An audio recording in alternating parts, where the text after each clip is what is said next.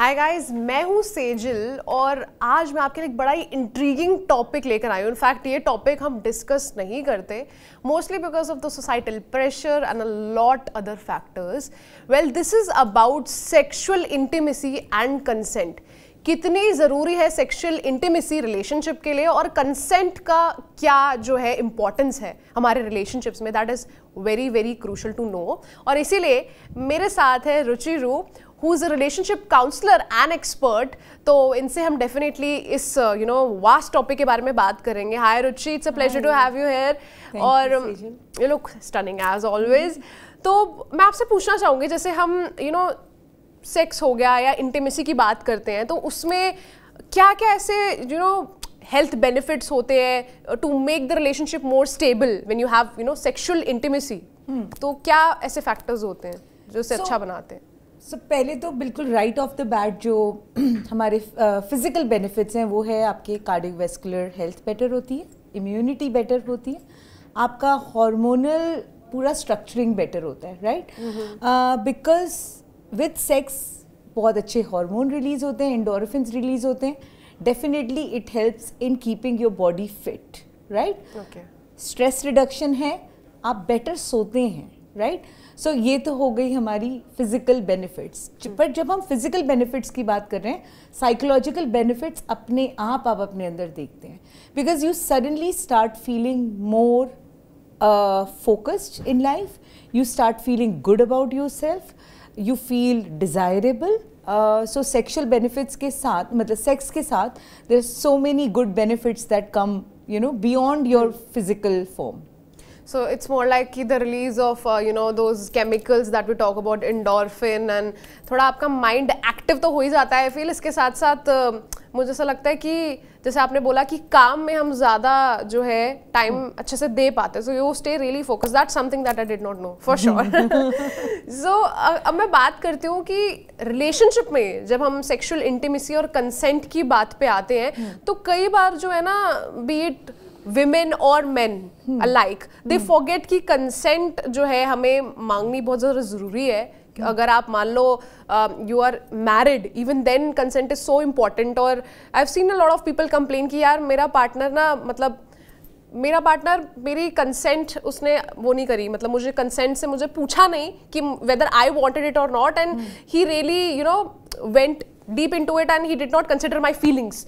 तो क्या ऐसी चीज़ें हैं, क्या ऐसी बाउंड्रीज हैं जो हमें बनानी चाहिए when we are in relationship, ताकि हम अपने पार्टनर को हर्ट भी ना करें and we can also when we are coming across, we come across as someone who can give our partner a safe space. So again, जैसे आपने बात करी कंसेंट और फिर आपने बाउंड्रीज वर्ड बोला, I feel both of them go hand in hand. Consent equals to boundary, right? अगर आपको लगता है कि कहीं ना कहीं कुछ बाउंड्रीज क्रॉस होती हैं, specially with your sexual life, एक पोलाइट नाइस कॉन्वर्सेशन करनी ज़रूरी है कि see this is what I am comfortable with, this is something I am not comfortable with. Again, मैं हमेशा सेल्फ अवेयरनेस को बहुत इंपॉर्टेंस देती हूँ। मुझे लगता है जब तक आपको खुद को पता नहीं होगी आप किसी को बता नहीं सकते। So really knowing what I am okay doing and what I'm not okay doing, right? What is my limit? When do I want to experience something? ये एक communicate करना बहुत clearly, but reinforce भी करना, क्योंकि boundaries कई बार दोबारा breach हो सकती हैं। तो अपने partner को दोबारा remind कराना कि यार ये करेंगे, ये नहीं करेंगे, इस समय नहीं करेंगे, या जो भी आपकी अपनी sexual boundaries हैं। And learning to say no. Yeah, that is I think the toughest thing to do because a lot of people are like, oh he's my partner or she's my partner, क्या हो गया, partner ही तो इतने time से साथ में रह रहे हैं। आपको बहुत ऑब्लिगेशन फील होती है, आपको डर लगता है नो बोलते वक्त, लोगों को बहुत डर लगता है। बट मैं आपको ये समझाना चाहती हूँ कि बिना ना बोले आप बाउंड्री सेट कर ही नहीं सकते। So it's important to take a stand for yourself, to put yourself out there. Yes. If something is not feeling comfortable, if something feels off, learn to say no, learn to say stop. और कई बार ऐसा भी होता है कि हम no बोल देते हैं, लेकिन नो बोलने के बाद मान लो अगर हमारा पार्टनर वो चीज़ रिस्पेक्ट नहीं करता and they break our boundaries, then in such a situation we get a bit traumatized. So how do we deal with that? See, again, अगर बिकॉज हम यहाँ पे एक बहुत सेंसिटिव इशू की बात कर रहे हैं सेजल, सो हम कहीं ना कहीं अब्यूज को साइड में नहीं रख सकते, because a lot of women, specially women, right, stay in relationships जहाँ उनकी कंसेंट को रिस्पेक्ट नहीं किया जाता, बार बार बाउंड्रीज ब्रीच होती हैं, बार बार वो बोलती हैं और फिर भी उनके पार्टनर्स नहीं सुनते। अगर आप ये पैटर्न ऑब्जर्व कर रहे हैं, बिकॉज मैं अब्यूज के बारे में मुझे लगता है लोगों को बहुत पता होना चाहिए, आपको ये समझ जाना चाहिए कि ये पैटर्न है और ये शायद चेंज नहीं होगा इस रिलेशनशिप में। सो मैं अपने सेफ्टी प्रिकॉशंस यहाँ पे क्या पुट आउट कर सकती हूँ, right, what could be my, it could be maybe involving some third person, it could be asking a family member to help out and stuff like that, right, or maybe telling them कि if you don't do this I might leave you, right? बिल्कुल। so ultimatum देना बहुत जरूरी है because otherwise they'll take you for granted, like अरे अभी तो मतलब मान गई, like you know she or he is not reacting, तो I can take it as a yes. So but also leaving a scope कि अगर वो पहली बार ऐसा कुछ हुआ है, breach of boundary हुई है, तो दोबारा रीइंफोर्स करना, उनको बहुत प्यार से बताना कि सी यहाँ पे मैं हर्ट हो जाती हूँ, ये मुझे ट्रॉमेटाइज कर देता है, या मेरा कोई एक पास्ट एक्सपीरियंस है जो कहीं ना कहीं रीसरफेस हो जाता है, so instead of feeling the pleasure I feel the pain और द हर्ट, सो क्या हम कर सकते हैं so that we both are on the same page and we both able to enjoy this experience together. अच्छा, एक ये तो बात होगी हमारी सेक्सुअल इंटीमेसी की, कंसेंट की। अब बात करते हैं कि you know when we are talking about our sexual desires, क्योंकि इंटीमेसी बहुत ज़्यादा इंपॉर्टेंट है रिलेशनशिप के लिए, तो उसको हम कैसे पोर्ट्रे करें, because you know this is a taboo, especially in a country like India where people are still growing from their mindset. So अब उसको कैसे एक तो पोर्ट्रे करें in a very healthy way so that our partner understands कि you know there are some desires that we'd like for them to be fulfilled, तो उसको what will be like the most delicate way to put it across? That's what I want to ask. Like, do we need to sit down, we actually have a heart-to-heart conversation, but like there's no exact cue, you know, like where to start from? So that is something that is on my mind. See, मुझे लगता है कि the whole genesis of desire, right, starts beyond the bedroom. Okay, your entire relationship is a foreplay. I say this often. And I will keep saying this because the entire relationship is a foreplay. So instead of waiting for that particular moment to express your desire, if you have certain desires and you want to open up with your partner, treat your entire relationship like a foreplay. दिन में बात करिए इस बारे में, right, जब आप cook कर रहे हैं साथ में, and when I say sexual intimacy also equates to the emotional intimacy you feel in the relationship.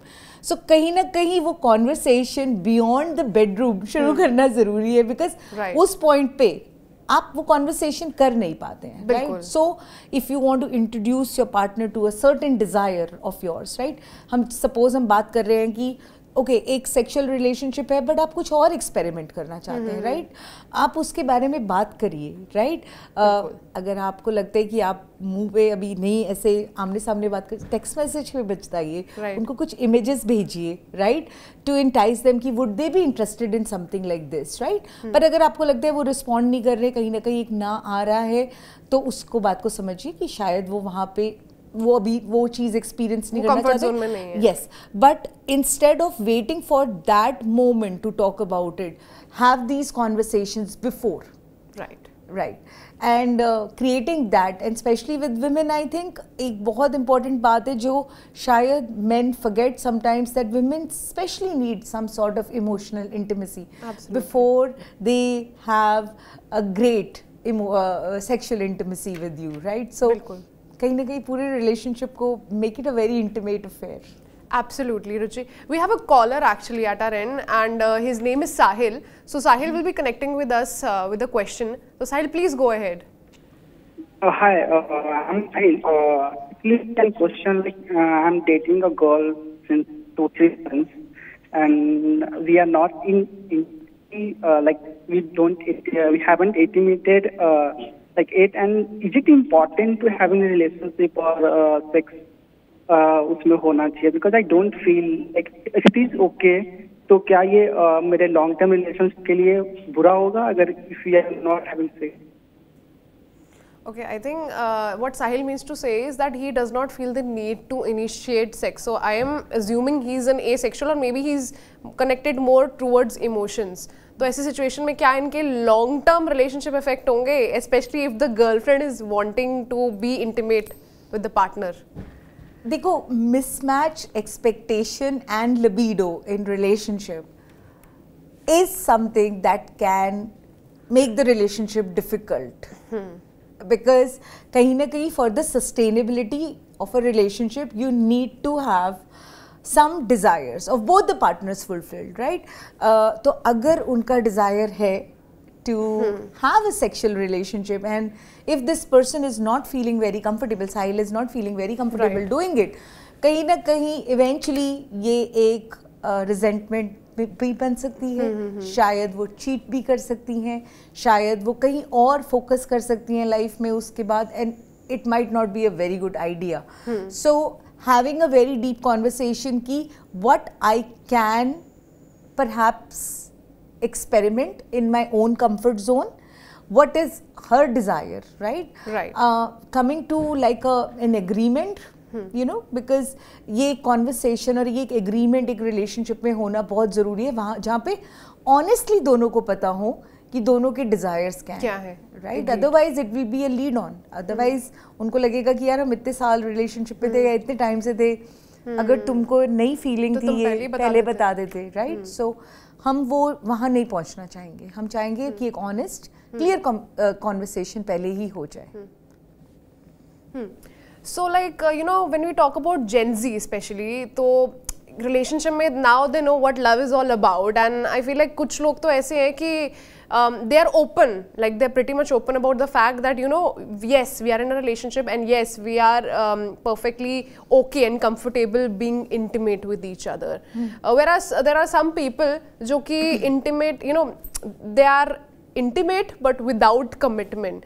So what's your take on that? Like because this is a very popular question, should we invest in a relationship and then get intimate, or like, you know, we should just be casual about it? Because I feel like if we are casual, like that's personally my take, things take a turn for the very worse if one of them catches feelings. What's your take, Ruchi?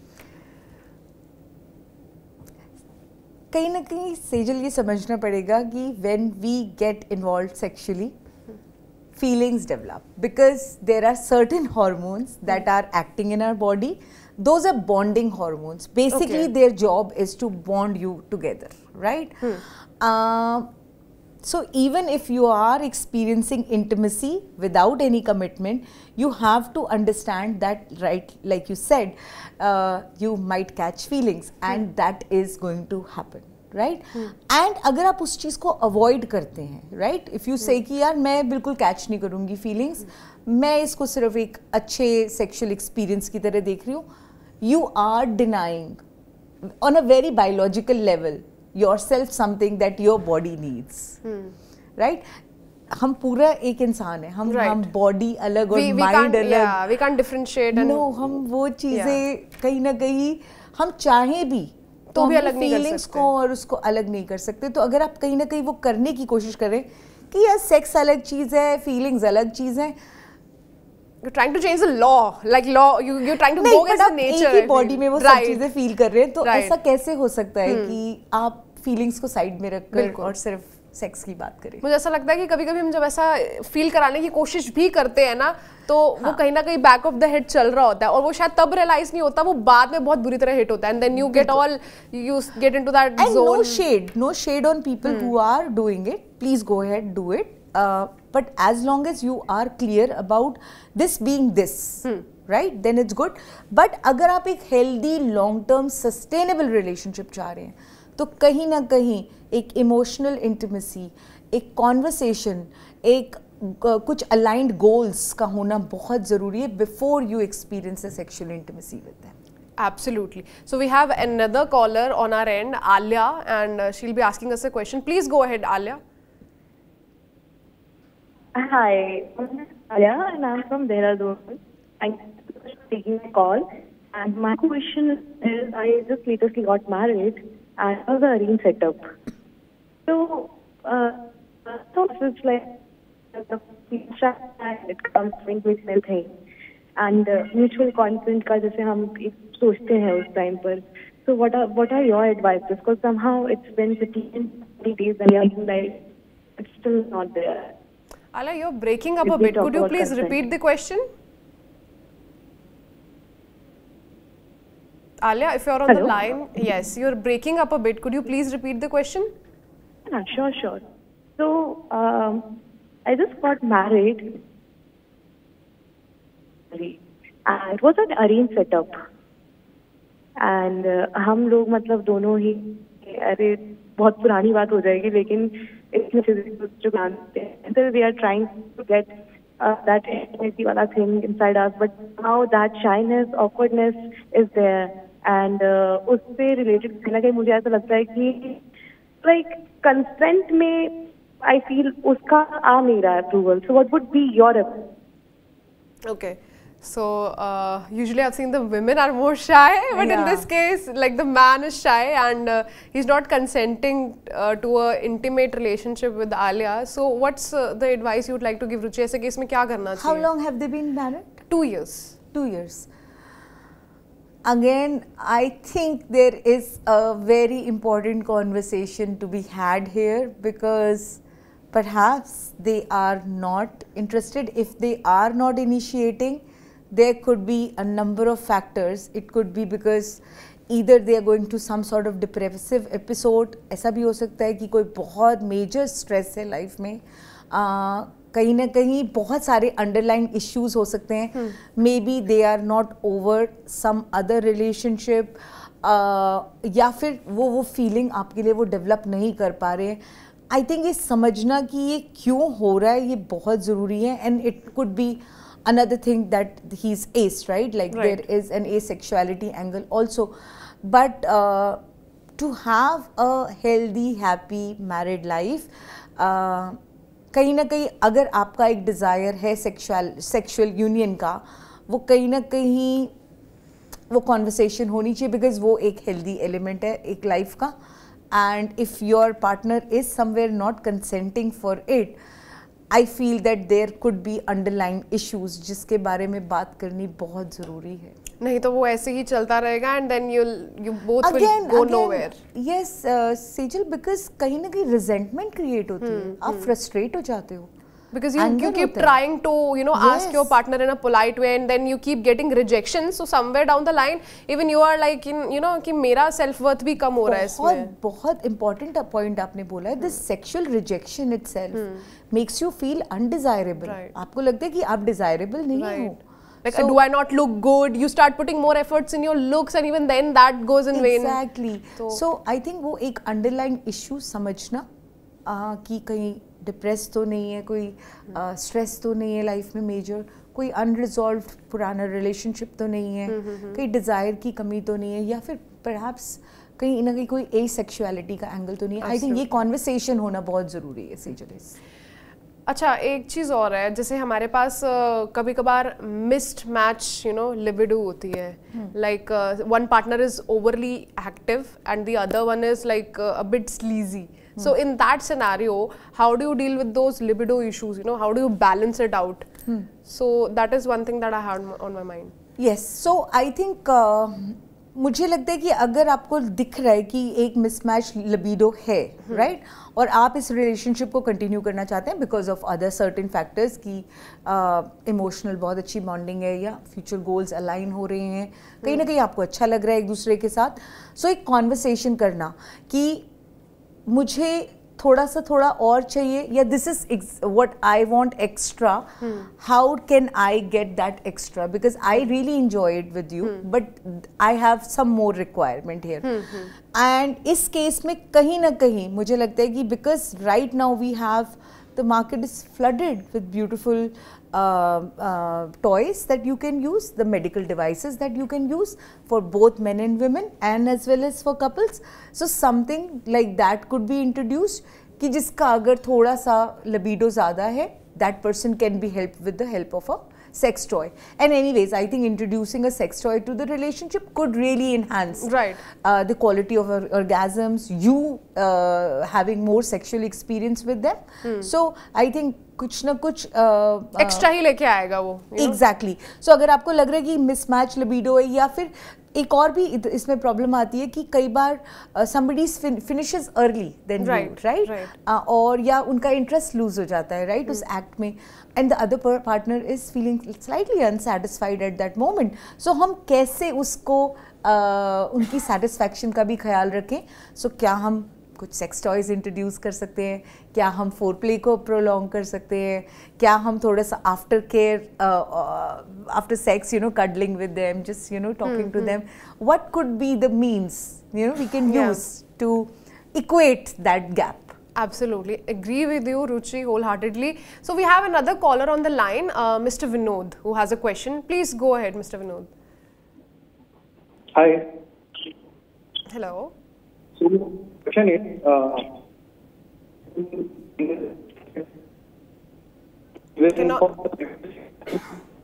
Sir, we can't hear you. Please come again. We can't hear you. Hello, am I audible? Yes, you are audible now. Okay, so my question is, in relationship, for the better sex, the emotional intelligence or the mental health, is it play a better role to get the perfect sex life?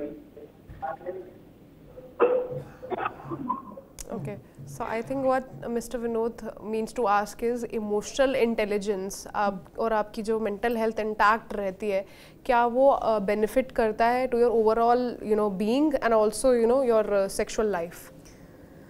Definitely.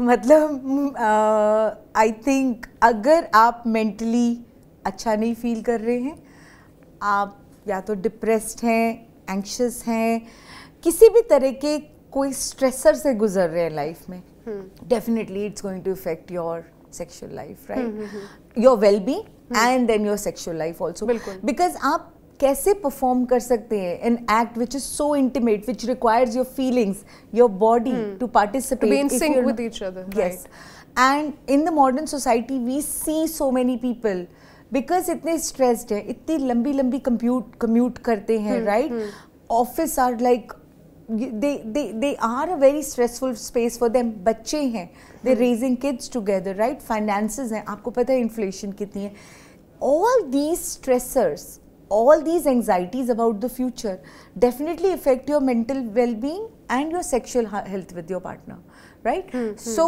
कहीं ना कहीं mental health पे काम करना to have a more positive sex life, it becomes very important because both of them they go hand in hand. Yes, yes.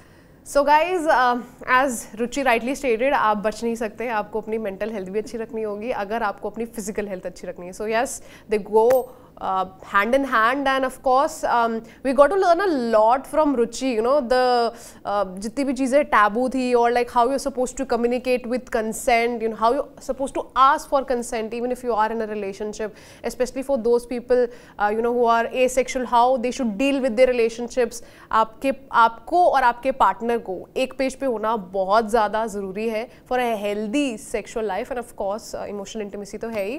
So on this note, it was a pleasure having you here, Ruchi. We'll be, you know, ending this chat show. अगर आपके कुछ और भी सवाल है या फिर आप चाहते हैं कि हम अगली बार कुछ ऐसा टॉपिक कवर करें जो आपके इंटरेस्ट में है, तो हमें ज़रूर बताइएगा. And yes, keep watching us, keep showering us with your love.